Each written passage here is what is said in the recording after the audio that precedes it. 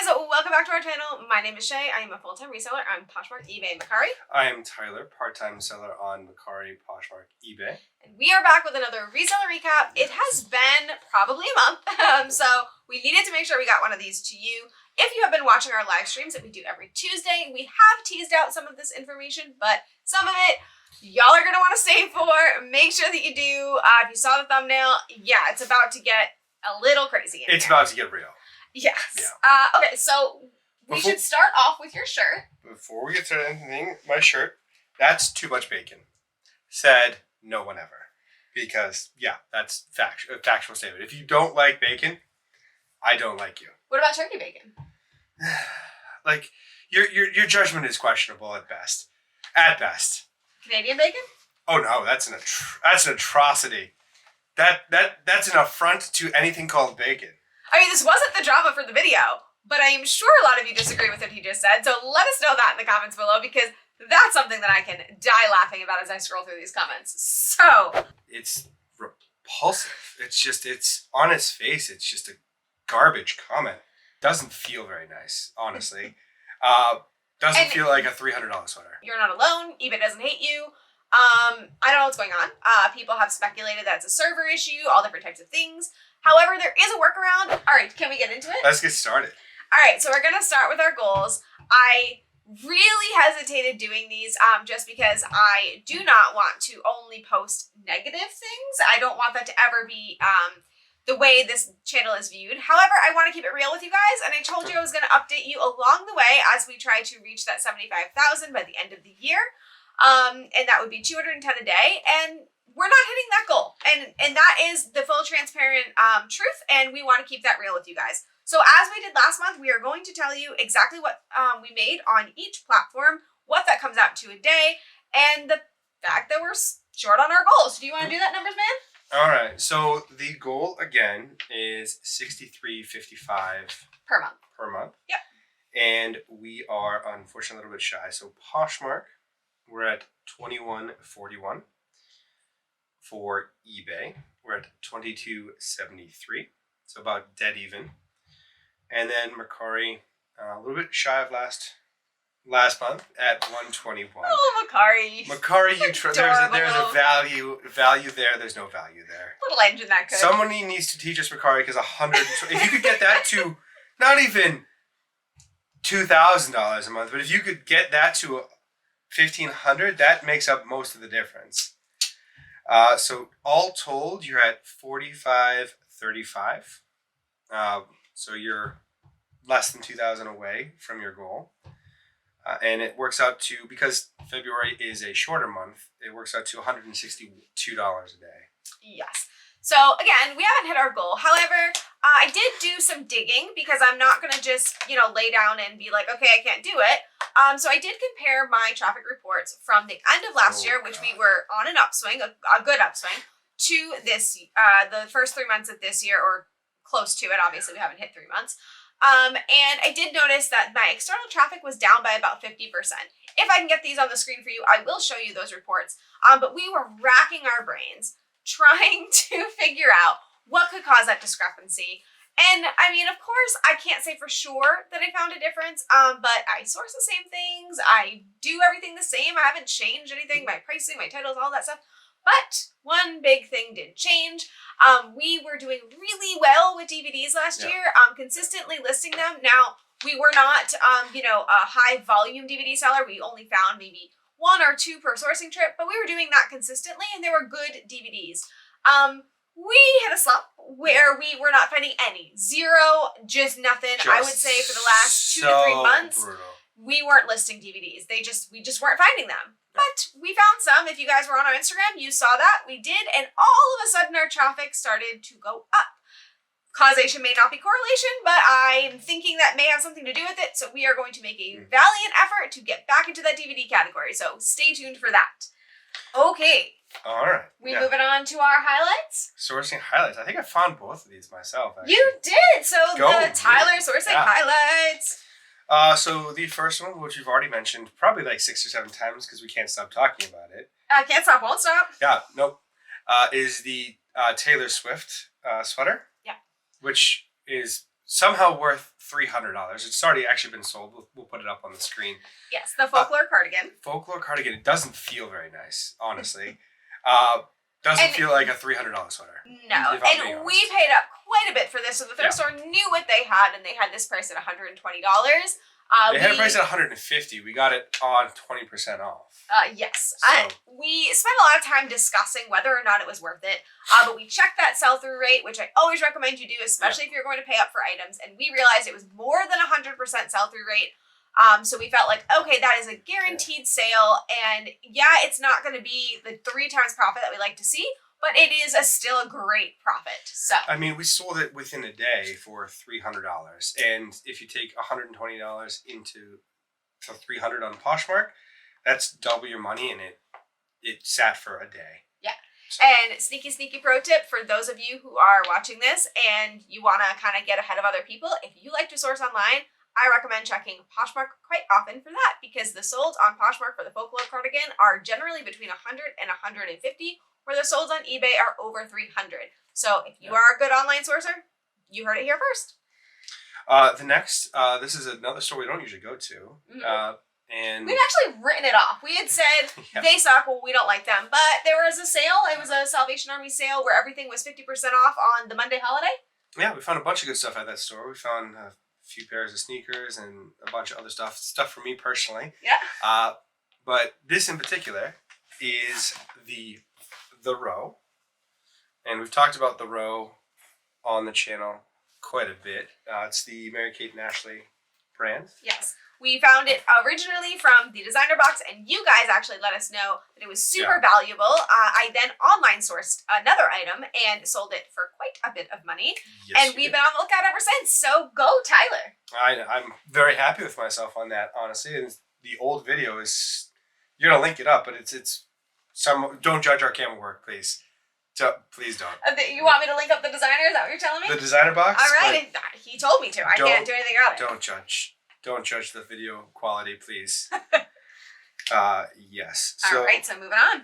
Next is going to be the controversy with Poshmark raising the fees. Yeah, for so shipping. I'll give a little background and then I'll let him tell you what he is doing. Yeah. So if you guys are not really active in the community on Instagram, basically Poshmark upped their shipping prices, which we all kind of expected because USPS had upped their prices at the beginning of the year, and so did other platforms. But people were really kind of upset about this. The general consensus seemed to be that because Poshmark has a flat rate label and there are a lot of items that can sell on a first class label that Poshmark doesn't offer, the shipping prices are getting a little bit high. And also because it is the highest fee platform of the big names, people felt Poshmark should be able to kind of roll this in. That led to a lot of questions for me. I don't know how I feel, and I'm still split on it because it really depends on what deal Poshmark has. Are they subject to the increases? What kind of profit are they making? Because if you didn't know, the prospectus did state that Poshmark is making some kind of a profit on shipping labels. So what does that look like? All that kind of stuff. Yeah. They have been in a deficit for a lot of years. So I have a lot of questions, right? And I don't have answers to them, so I can't have an opinion until I have answers. But my husband... I'm the type of stubborn person that's not going to let go until I have an answer. And I have not, to this point, found an answer. I've sent out some feelers and I've done some digging. It's not anywhere that I can see in any of the publicly filed documents related to the Poshmark stock trading. It's not related to any public thing that I can find so far. What their agreement is with the post office. I have sent out other inquiries as well, and I've kind of hit a bit of a wall. I'm going to find it, and I will let you know how bad it is, because it's the one thing that they have is they're supposed to have a better shipping system than the other platforms. And if they are raising prices arbitrarily because they realize they can, that people need to know. And I feel that's probably what's happening. In fairness, we do not know, and I do not want to make a comment about something that I do not know personally. I love the Poshmark shipping label. I think it's a great idea that they have a flat rate label. I just want to know how much money they're making off their sellers by doing that, and if it is extortionate or if it is fair. So we will let you know what we find out. Yeah. Next is the toxic positivity's back. All right. All right, so I try really hard to be understanding. I try to be very good about understanding that we all run different businesses. We all do it in a different way, and that is perfectly fine and okay. But we did do a toxic positivity video in the past, and a lot of the comments we received were from a lot of people we didn't even know that told us that they experienced this in many different ways, and they were so happy to have somebody speaking out and somebody kind of standing up for them where they didn't feel they could. It was a lot of, I felt unwelcome in this group or this person, and it was just a whole lot of people feeling marginalized, which is never a good thing.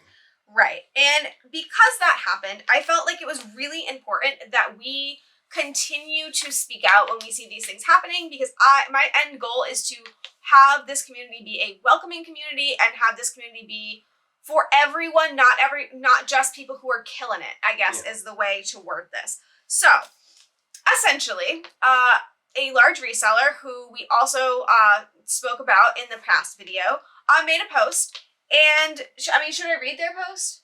Go for it. I mean, if you know, you know, but... Yeah, if you know, you know, but I'm going to read the post, and I want to be clear that the post alone was not my issue, so don't get angry yet. So the post said, the same people telling you it's okay to have days with no sales are not going to be there to pay your bills when money's coming in. Who you surround yourself with matters. I'm sorry. So, what's your initial opinion? I mean, I can understand the sentiment. It's very similar to a lot of sales things where you are the company you keep, and that is true. I mean, you shouldn't have toxic, horrible people in your life if you can avoid it. But at the same time, it's not a zero-sum game. It's not this person has no value add to me professionally, so I can't have them as my friend. There's more to life than that. There's more than this person doesn't help my business, so I'm going to get rid of them from my life. Right. Because that's not what this is about. It's about making friends and having people in your life. Right. As someone who resells every day, as somebody who has friends who resell all the time, $0 sales days are common. We don't like to admit that. Nobody likes to talk about it.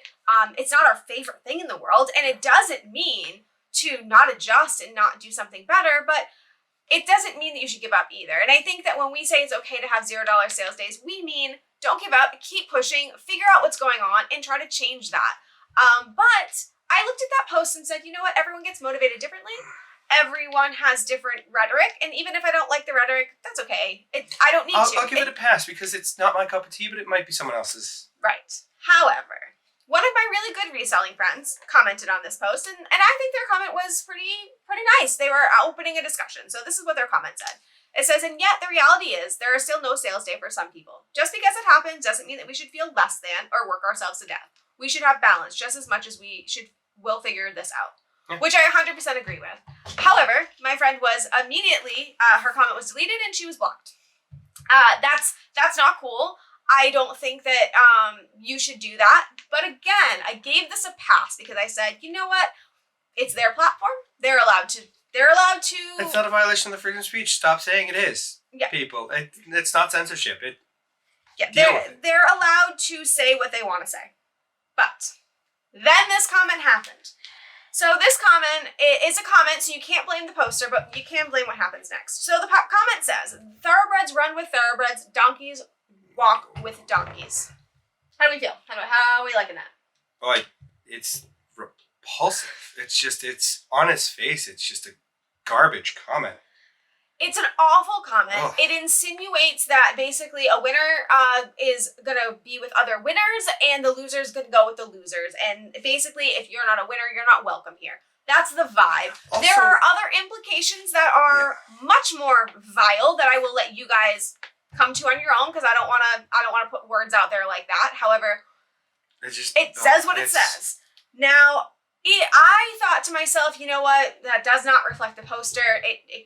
I'm not gonna attribute that to them. However, there's always a however. A friend of mine, a different friend, posted and commented back to that and said, I don't think that's what they meant. I think they meant people need to support one another and build on that. But I can see the confusion. That to me is them defending the poster, essentially saying, hey, look, this is not a cool comment. That's not what this post is about. We don't do that here. Yeah. And the poster deleted my friend's comment defending them and left up the thoroughbred comment. And it is still there right now. So if you know who this is, you will see the thoroughbred comment, but not the defense. That is not defensible. No, there's no call for that. There's no place for that. And the person who left that thoroughbreds comment is exactly the type of person you think they are. He's making a joke about a name, and I'm gonna let that go because he's a little upset. But all I'm gonna say is, I wouldn't have even thought anything of this if the comments were just comments and the person was just letting the comments be, because you cannot put a comment, attribute that to the poster. We can't control them. I have negative comments on my videos. You can see them. They are what they are. I don't delete them. However, this person was actively deleting comments, as I've shown, because I have definitely shared the screenshot. So they were deleting comments and they chose to leave that up. That is where I have a problem. That is where it is not okay. And I just want to be clear that we don't support that. I have nothing against the way they run their business, nothing like that. But I want to be clear that I think everyone is welcome. And if you have a $0 sales day, you are welcome here, because I have them and I'm not meeting my goals. So why would I look less? You got to try to fix it, certainly. You got to try to address the problems that you may have personally, and it may take some soul searching, but the part of it is the finding enough energy to pick yourself up and push forward. Yeah. Well, dust yourself off and try again. Great. That's now. That's in the video. It is what it is. It's fine.